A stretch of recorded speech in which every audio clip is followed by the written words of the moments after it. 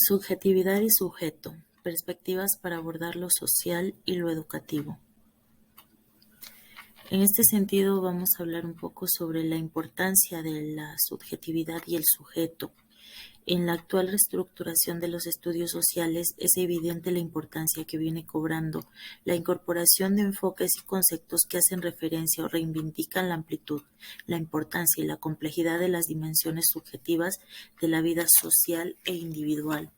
En este sentido, es muy importante mencionar que al hablar de lo subjetivo, estamos hablando de categorías como interacciones simbólicas, imaginarios culturales, representaciones sociales, producción de sentidos, identidades, hegemonías, interpretaciones de la inteligencia múltiple, emocional e intersubjetiva, que son propias de cada individuo y que antes no habían sido consideradas en la misma manera en la que se consideran hoy, y que cada vez son más frecuentes en discursos académicos y prácticas investigativas contemporáneas. De esta manera, en este renovado interés por el universo subjetivo confluyen por lo menos dos procesos. En el primero se menciona el surgimiento histórico de dinámicas nuevas, como las luchas sociales por el reconocimiento de identidades étnicas, que son muy presentes en nuestro país, también de identidades sexuales, de género y generacionales, que actualmente son temas muy importantes en la sociedad actual, y también los nuevos movimientos culturales y los efectos simbólicos de las tecnologías de la información y comunicación, que son parte importante de la sociedad moderna en la cual nos desenvolvemos. Por otro lado, también tenemos lo que es el agotamiento de las ciencias sociales clásicas, cuyas teorías, métodos y procedimientos investigativos fueron quedándose cortos para dar cuenta de la complejidad de la vida social y de las dinámicas emergentes mencionadas anteriormente. Como lo había señalado, han surgido muchos movimientos sociales nuevos, los cuales se apegan mucho a lo subjetivo. Por lo tanto, es importante analizarlo desde esta perspectiva, dando prioridad a las identidades de los sujetos y a cómo ello influye en el desenvolvimiento y en el desarrollo de la sociedad moderna. Cuando nosotros pensamos en la subjetividad, se asimila al subjetivismo, a lo irreal, a lo imaginario, a lo fantasioso y a la personalidad individual de cada ser humano. Esto en base a las creencias y a las vivencias experimentadas desde tempranas edades por los individuos dentro de sus propias culturas y desde sus propias creencias. Aquí se le da importancia incluso al ámbito religioso como parte de la subjetividad. En consecuencia, el quehacer investigativo se le consideraba como fuente de error, como ruido a ser neutralizado, como lo ambiguo y lo perturbador. De esta manera, diferentes tradiciones investigativas, muchas de ellas disciplinares y no disciplinares, así como otras prácticas sociales y culturales, han venido reivindicando los elementos imaginarios, simbólicos, emocionales y lúdicos de la vida social, que siempre han estado allí presentes, pero que mayormente habían sido minimizados y no se les había dado la importancia que se les está dando hoy en día. De este modo, la subjetividad cumple simultáneamente varias funciones. La primera de ellas es cognitiva, pues como esquema referencial posibilita la construcción de realidades, y en esto se basan muchas teorías que han venido estudiándose desde años atrás, que el ser humano es el actor de su propio conocimiento. De esta manera, la construcción de su propia realidad es en base a aspectos cognitivos desde la subjetividad. En segundo punto tenemos la función práctica, pues desde ella los sujetos orientan y elaboran sus propias experiencias. Cada individuo desde su propia realidad puede ir elaborando esta experiencia y apropiarse de ella en base a lo que ellos creen y a lo que ellos experimentan. En tercer punto tenemos la función identitaria, dentro de la cual aporta los materiales desde los cuales los individuos y colectivos definen su identidad y su pertenencia social. Esto se apega mucho más a las creencias culturales de diferentes grupos étnicos, entre los cuales ellos construyen su propia identidad y su pertenencia social a cada uno de estos grupos, que también es algo que anteriormente no se lo tomaba muy en cuenta, mucho menos en el ámbito educativo, pero hoy en día se le está dando un espacio idóneo para estas expresiones culturales que son muy importantes en nuestro país. La naturaleza simbólica de la subjetividad se basa en la racionalidad de la ciencia con su lenguaje analítico y abstracto, el cual es insuficiente para atrapar la riqueza de las diferentes lógicas que constituyen la subjetividad y tiene más potencialidad para ello. Por ejemplo, dentro de estos aspectos subjetivos que tienen mucho más potencial o que su forma de expresarlo denota mayor identidad subjetiva, pueden ser la poesía, la literatura, el cine, las artes plásticas y las sabidurías populares y tradicionales como fuentes indelebles de expresiones subjetivas, ya que a través de ellas se puede expresar una realidad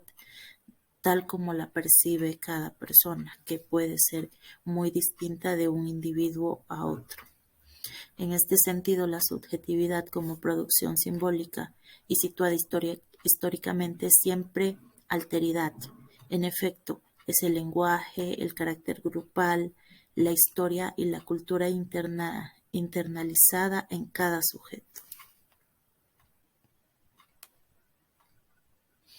La reivindicación del sujeto como actor y constructor de la realidad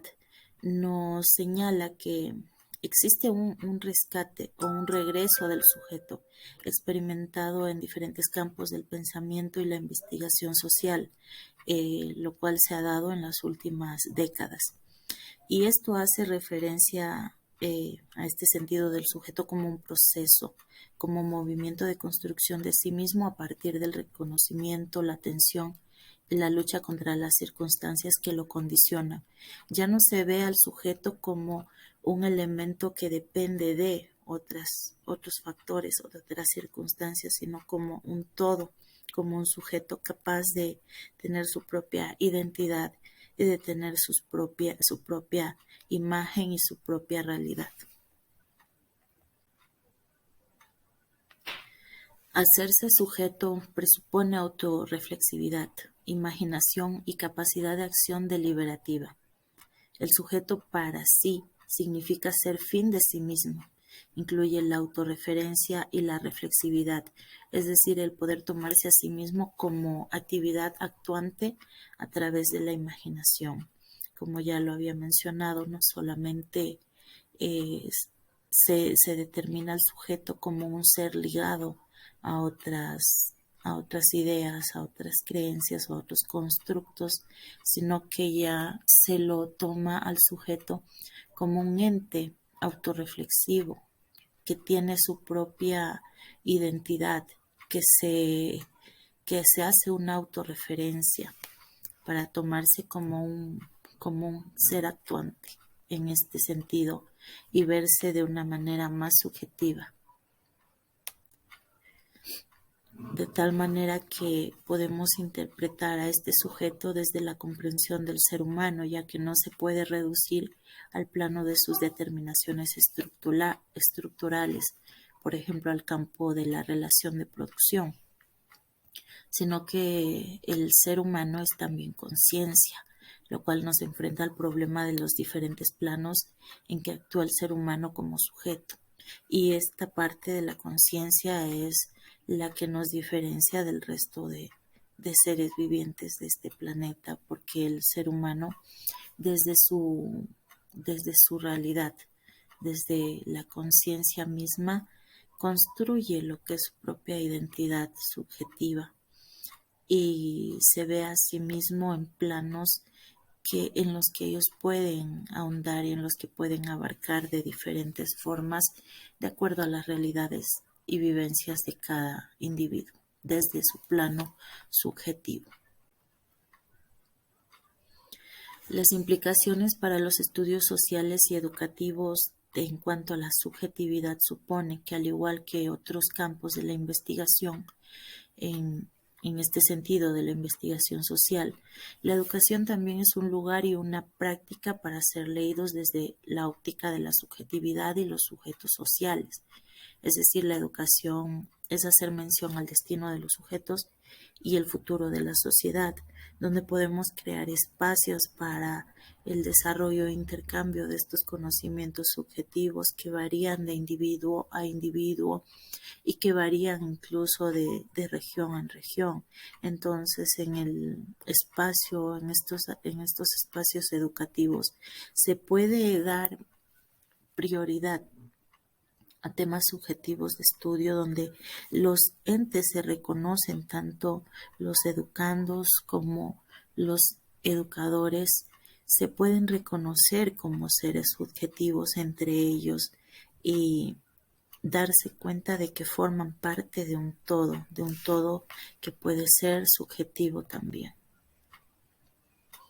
En consecuencia, abordar lo educativo como hecho intersubjetivo, por un lado, permite desmarcarla de lo exclusivamente escolar, sin reconocerlo, es decir, que no solamente suponemos el ámbito educativo como un espacio exclusivamente académico, sino que se posibilita valorar la riqueza de la escuela como escenario de confluencia y de conflictos entre subjetividades, más que diálogos de saberes o de aprendizajes exclusivamente cognitivos. De esta forma, se puede hablar de que esta subjetividad es la que construye lo que nosotros conocemos por sociedad y que no es estática, pues a lo largo del tiempo puede ir cambiando, incluso desapareciendo en diferentes factores, pero que todos ellos son importantes abordarlos desde esta perspectiva subjetiva y mucho más aún en espacios como son las instituciones educativas que dan lugar al intercambio de ideas y a la construcción de conocimientos que se consideran valiosos y válidos para construir nuestra propia identidad como eh, sujetos subjetivos y como personas con identidades diferentes, identidades y pensamientos subjetivos distintos, pero que entre todos se pueden crear nuevas realidades y aportar significativamente a la construcción de la educación y de la sociedad. Muchas gracias.